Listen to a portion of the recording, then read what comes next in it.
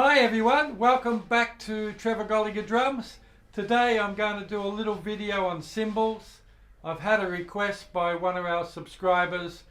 He asked me, how do you choose a set of crash cymbals? How do you match them? Or, you know, do you buy all the same brand or you just buy ones that you think sound pleasing? And do you buy a crash cymbal and because you like the sound of it, and 6 months later buy another one because you like the sound of it, only to find when you get home you put them together they don't really work together? How do you actually do it? Well, I've decided, and I've had the time today to sit down and make a video actually on that topic. Now, the best way to choose cymbals is not to say, well, in this case I've got two Zildjian A crashes here.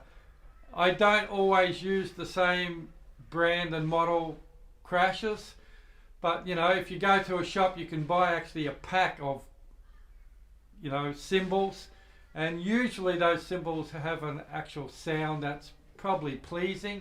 But how I choose crash cymbals is by ear.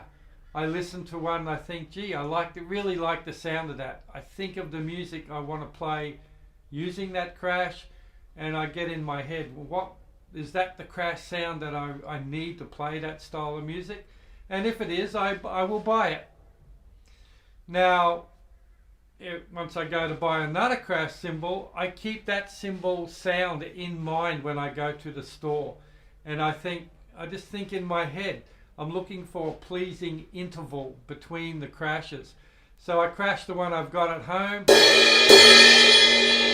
And that's a little 16-inch Zildjian A. And I'm thinking, okay, I want something a bit bigger. So it's going to be bigger, probably a bit deeper. So I think of this sound. And I may even think of my drums. So if I think of my drums, that's a little bit out of tune, but the interval's sort of close to where I would normally tune it. So I try and actually get a crash cymbal that works with that. So in the case of the rack tom, that sort of works with that. In the case of floor tom,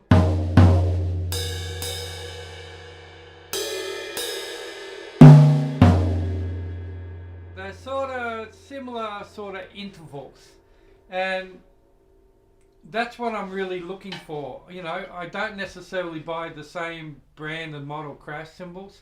I'll go into a shop and actually hit a crash. If I'm after like a second crash, I keep that sound in mind. So I've got that da, and I want a sort of sound that goes da, I'm doing like da, da. So I'll play all the crashes in that store, and there may be one, it might be a totally different brand, you know, it might be a paste or pasty or whatever way you say pasty cymbals. It might be a pasty, it might be, you know, Istanbul, or it could be any brand, you know, you fit, whatever it might be. But if it's got that sort of pleasing interval, then I'll buy it. It doesn't have to be of the same brand. Sometimes, well, not anymore, but used to years ago, if I had a crash and I wanted to match it, I would take that crash with me to the music store, put it on a stand, and then I'd bring crashes over and try and find that pleasing interval for myself. So for this drum kit, and for the style of music I play on this kit, this is a pleasing and almost matching set of crashes for me. And they actually work with my ride that I'm using on this kit as well. Da, da, da.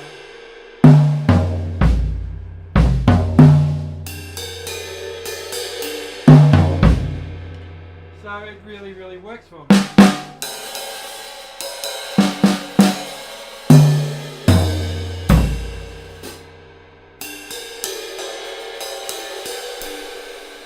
You hear that intervals between all those cymbals? They seem to be nice and even and balanced, in my ears anyway.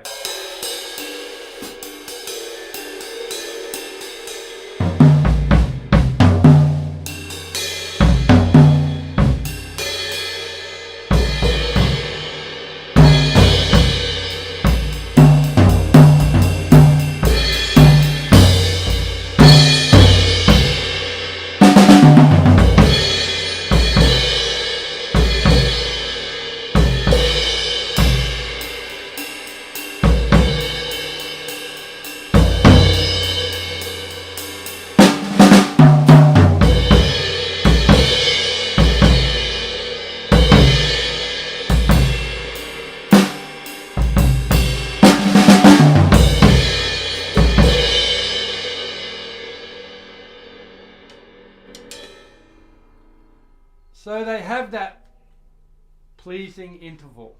Da, da, da. Now on my other drum kits, I own more than one drum kit. I own 3 kits actually, and they're all different sizes and suited the different styles of music that I play. And I actually have a lot of crash cymbals and hi-hats, and I try and match once again a set of crash cymbals to that drum kit as well as to the style of music that I'm playing.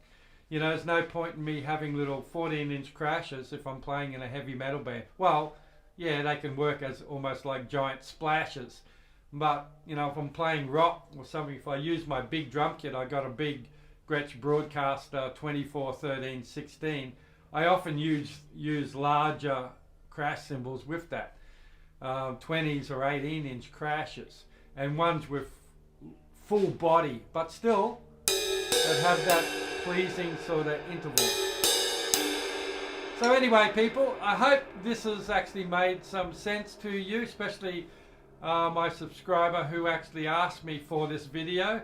I hope this made some sense. If not, drop me a message and let me know what other additional information you may want on your cymbals. You know, another thing about cymbals too, you know, if you're getting crashes, this is a medium thin and this is a thin. What's the difference between, you know, heavy crashes, medium crashes, thin crashes? The thinner the crash, they tend to decay quicker in my experience. So this one being a thin, and this is a medium thin. It's probably not a good example there because this one's almost as thin. But it sustains, you know, it takes longer to drop off in a sense. If I had a heavy crash there and then the thin, you would notice a big difference. If I smack the heavy crash, it's going to ride, it's going to sustain and just go on forever almost. But a thin is more explosive. You hit it and it drops off a lot quicker than a heavier crash cymbal. So anyway, that's another little thing about crashes to consider. Do you want your crash cymbals to really sustain and go on and on and on after you crash them? Or do you want one that really just explodes and decays quickly? That's another thing to consider. But, you know, the real base thing to consider, as I mentioned, is intervals. Getting them sounding good together. And also, in a sense, getting the intervals not too far away from the intervals you're using on your drums. Anyway, like I said, thanks for watching, people. I hope you enjoyed this video. And if you like my videos and if you like this video, please subscribe to my channel. I'm really trying to grow my channel.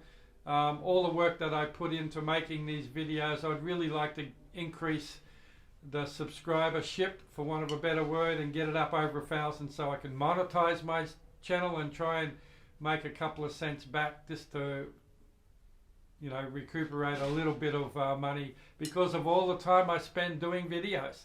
So anyway, on that note, but if you like my videos, please subscribe.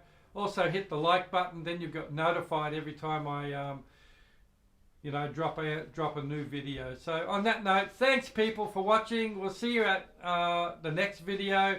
Take care of yourself, be kind to yourself, be kind to other people, and go out there and play drums and feel the joy that it brings.